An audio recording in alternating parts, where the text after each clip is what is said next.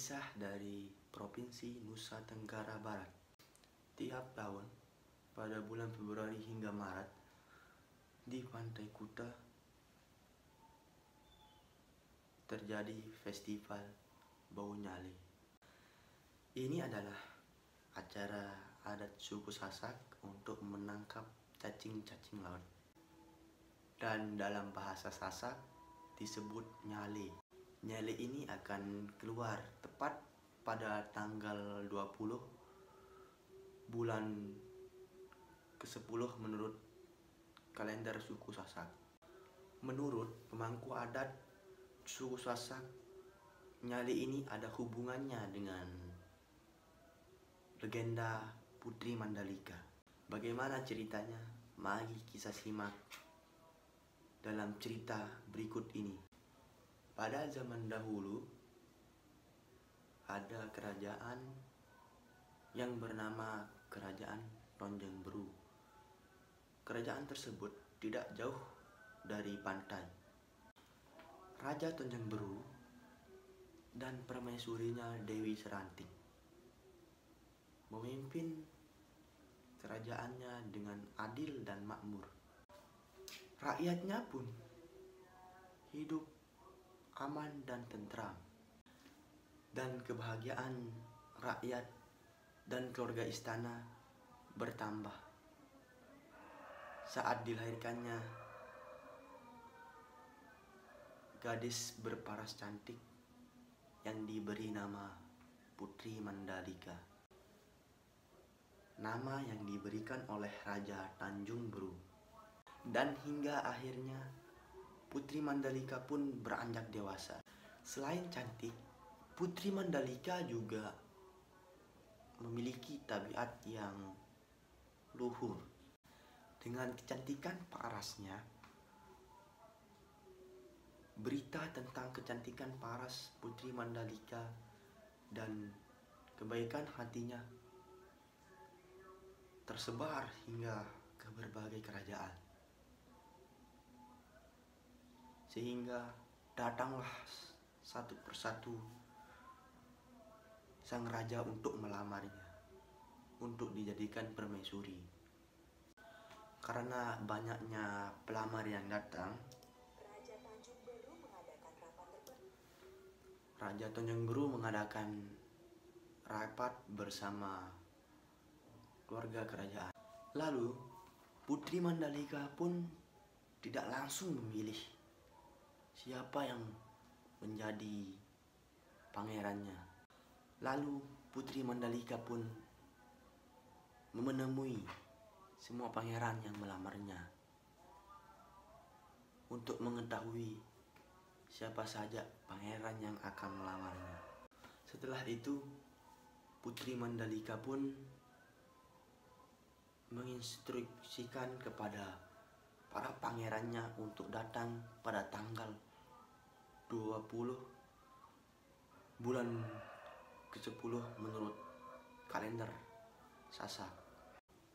Putri Mandalika pun meminta petunjuk dan bersemedi di pantai Seger, Lombok.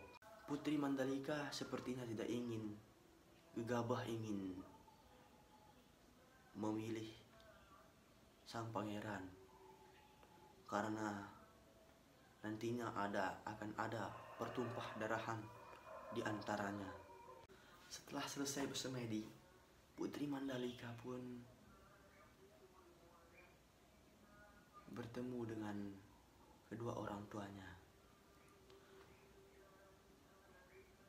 dan memberitahukan kepada orang tuanya bahwa besok pagi di pantai dia akan mengklarifikasikan keputusannya untuk memilih sang pangeran. Hari yang ditunggu-tunggu sang pangeran pun tiba.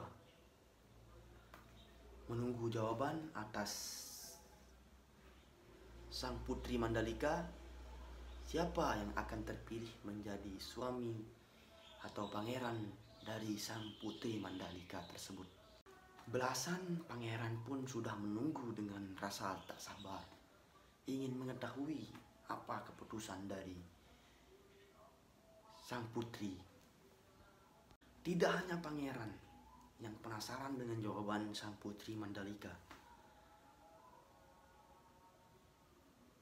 rakyat pun ikut bergegas berkumpul untuk mendengar jawaban dari sang putri tersebut. Putri Mandalika ditemani oleh sang ayah dan ibunya dengan menggunakan gaun yang cantik terbuat dari sutra. Lalu Putri Mandalika pun bergegas ke tepi karang tempat ia bersemedi. Lalu Putri Mandalika pun mengklarifikasi keputusannya tersebut, bahwa dia tidak ingin ada pertumpah darahan jika dia memilih dari salah satu pangeran tersebut. Lalu karena ingin rakyatnya tetap hidup tentram, Putri Mandalika hanya ingin rakyatnya hidup makmur.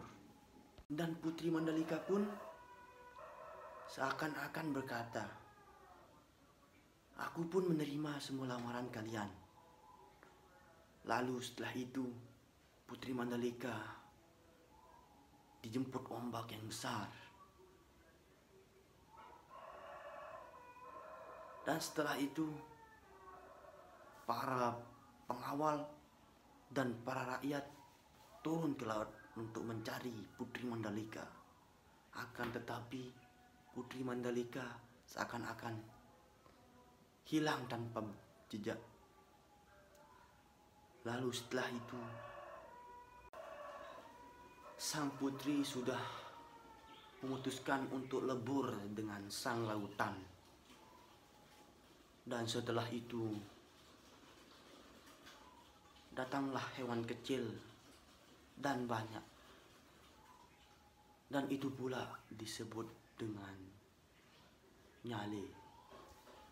Dan diperingatkan setiap tahunnya oleh suku Sasak. Lebih utamanya di Lombok Tengah.